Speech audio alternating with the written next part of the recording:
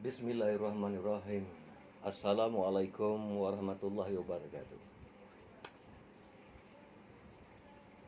Aku tengok, aku dengar, aku lihat, aku pandang, dan aku fikirkan.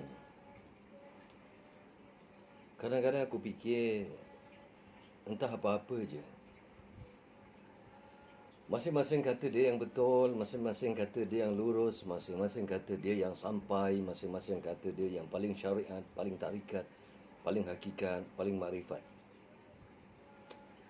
Jadi sebelum aku sambung celoteh ni, jom kita sama-sama kita fikirkan.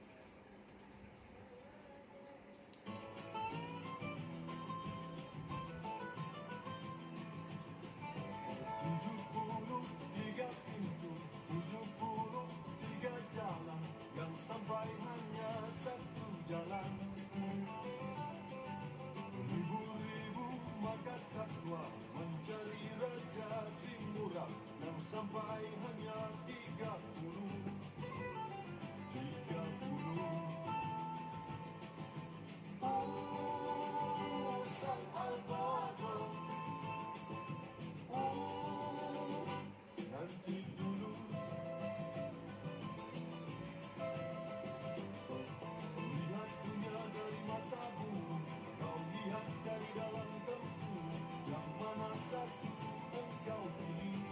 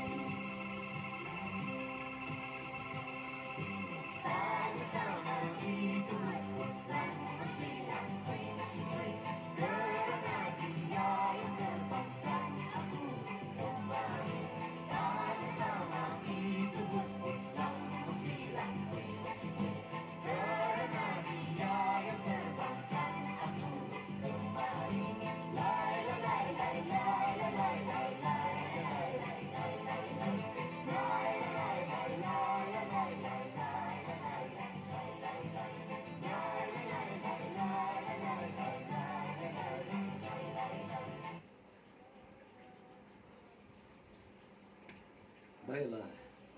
Bismillahirrahmanirrahim. Assalamualaikum warahmatullahi wabarakatuh. Hari ini entah hari keberapa puasa, aku pun tak kira. Bila sampai Ramadan, puasa ajalah. Bila sampai waktu solat, solat aja. Itu aja sebenarnya. Apabila sampai waktu yang sesuai untuk kerjakan solat sunat, perbuat aja. Sebab ada 73 jalan yang sampai cuma satu jalan.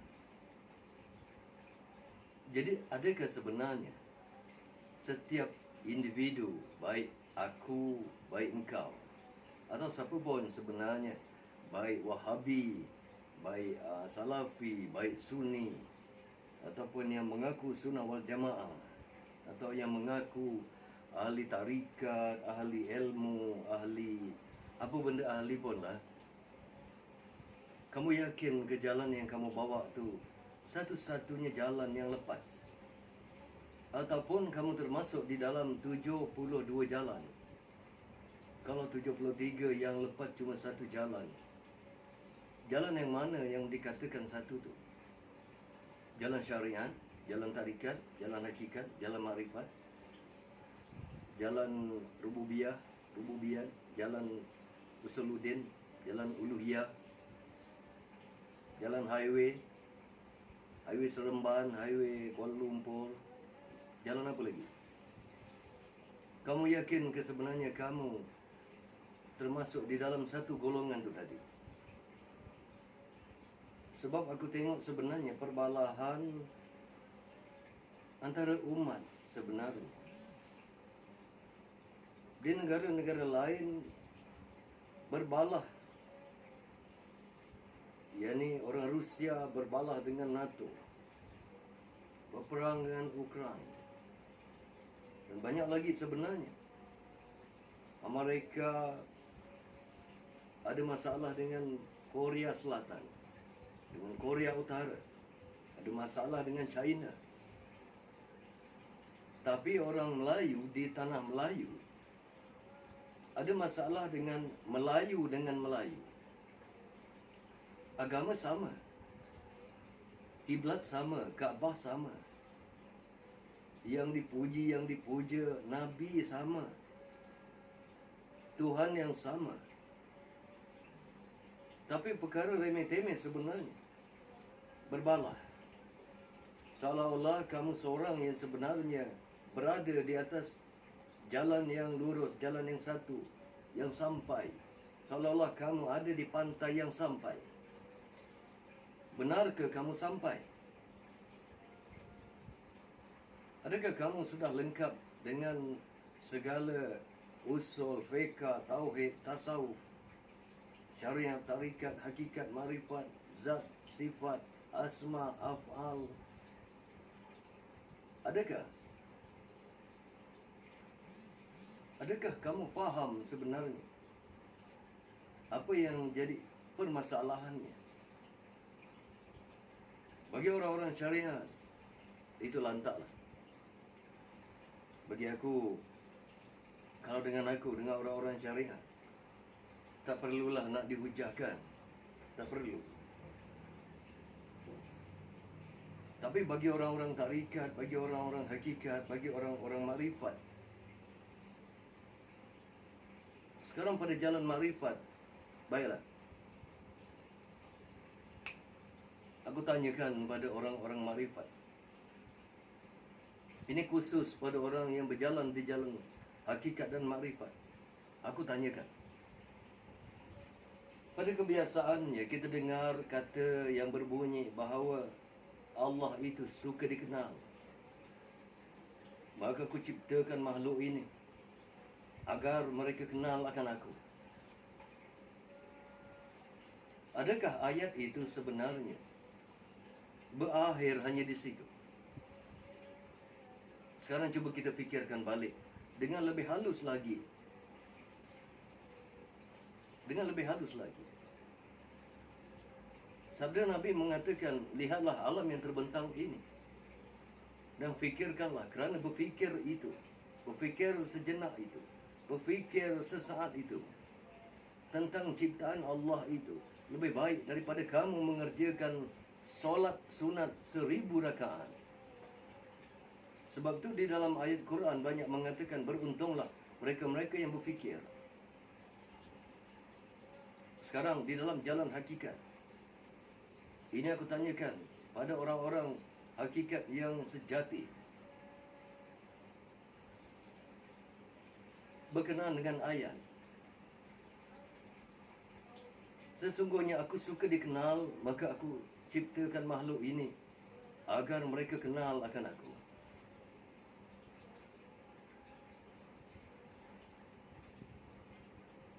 Jadi soalan yang dah aku tujukan adalah,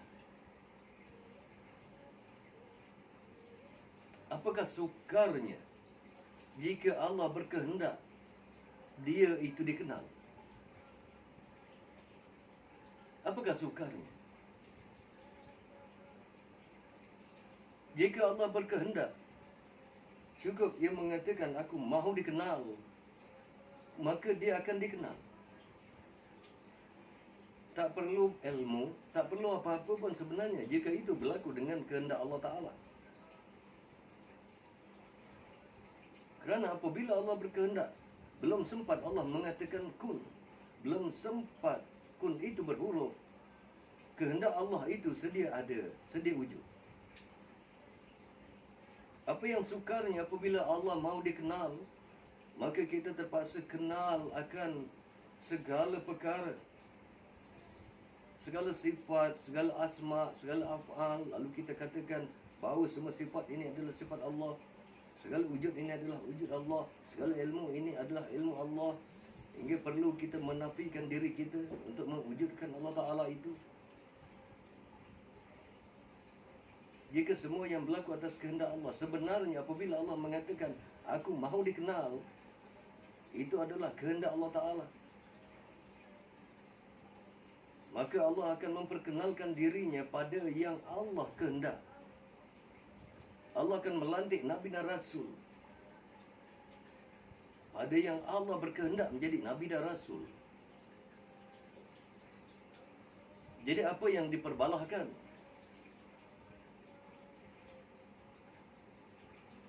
Mana mungkin orang tarikat mengatakan hanya tarikatnya yang betul?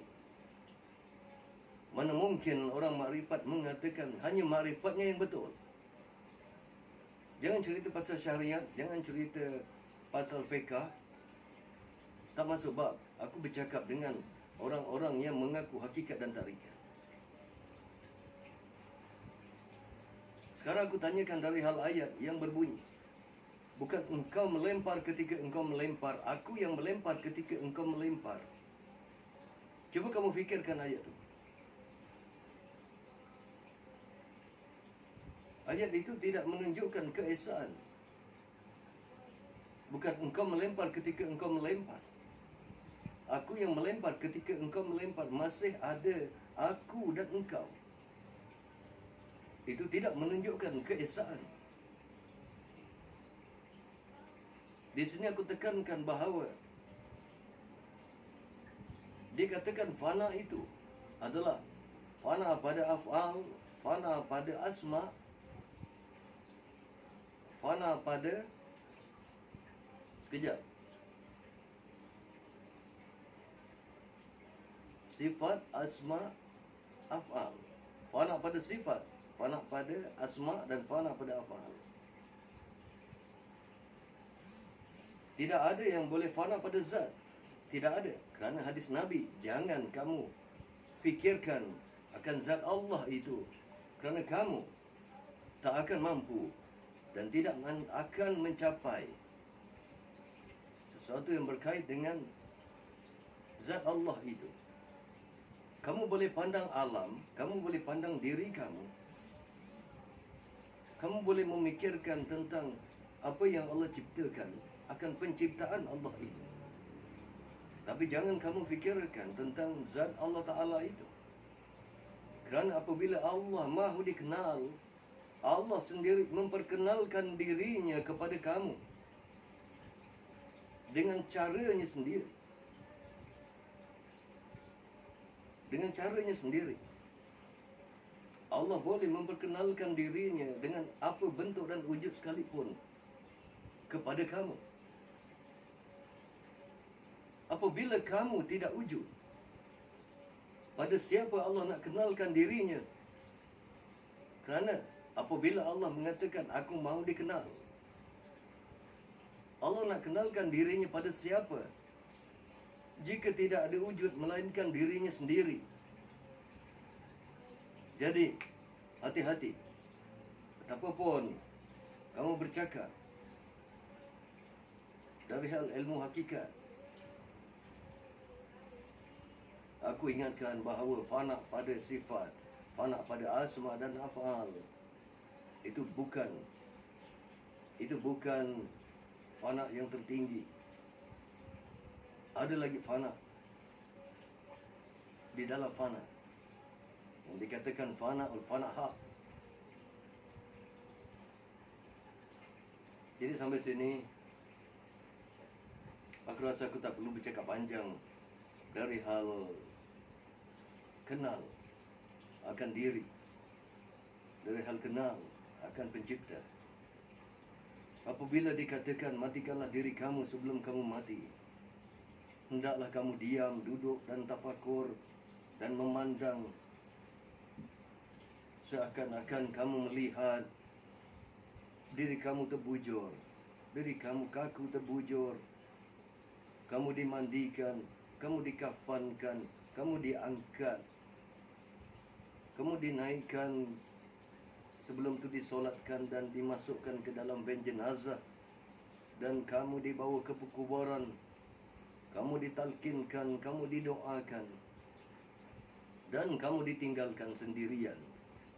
Pandang jasad kamu di dalam tafakur kamu, dan katakan di dalam hati kamu bahawa pada hari ini aku sudah mati. Aku dimandikan, aku dikafankan, aku disembahyangkan, aku diusung ke kubur, aku dimasukkan ke dalam lahat, aku ditimbus, aku ditalkinkan. Ya Allah, janganlah engkau binasakan jasadku sebagaimana jasad-jasad yang lain yang sudah engkau binasakan. Aku serahkan tubuhku padamu, ya Allah. Mandikanlah ia dengan air rahmat, mandikanlah ia dengan air embun dari surga-Mu, ya Allah. Lapangkanlah kuburku, luaskanlah kuburku, temukanlah aku dengan mereka-mereka, dengan saudara maraku, dengan keluargaku yang sudah pergi mendahuluiku. Jadikanlah pekuburanku sebagai taman-taman surga, ya Allah. Sementara aku menunggu hari pertemuan, hari kebangkitan semula untuk aku bertemu denganmu.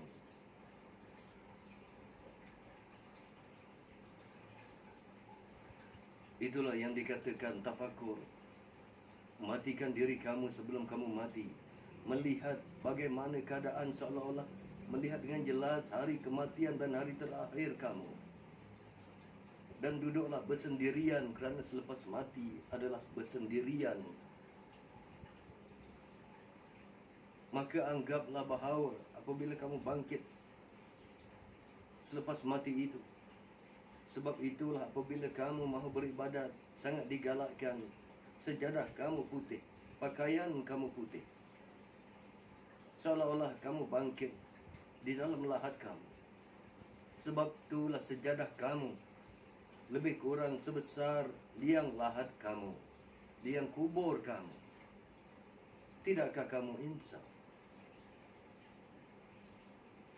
Kemudian bertawajuhlah, berwiridlah, kerana perjalanan seterusnya menuju kepada ilahiyat itu adalah perjalanan selepas mati. Sendirian, keterasingan, bukan lagu terasing dalam Sudirman tu. Bukan. Tapi apa yang kita tunggu adalah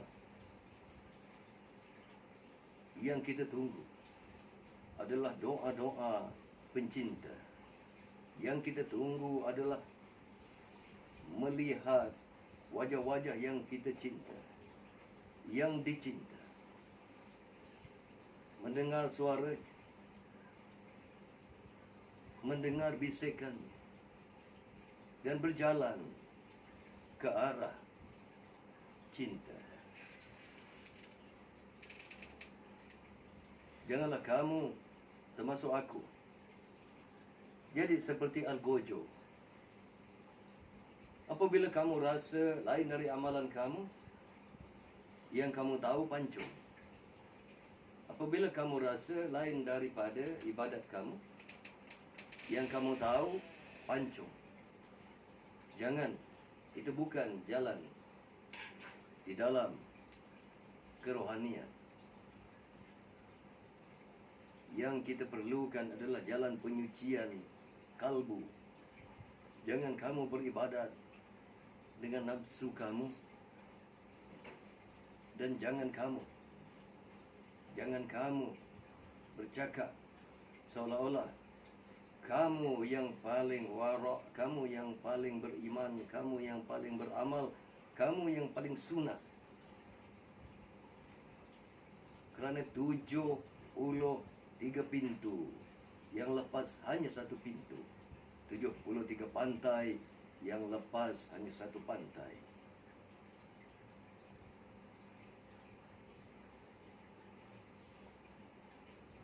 Setiap orang mencari pantainya sendiri. Pantai cinta, pantai kasih sayang. Pantai di mana aku dan engkau ditemukan. Dan kita kembali ke Pulau Kencana. Aku sudahi dengan wabillahi taufiq wal hidayah. Assalamualaikum warahmatullahi wabarakatuh. Amin ya rabbal alamin.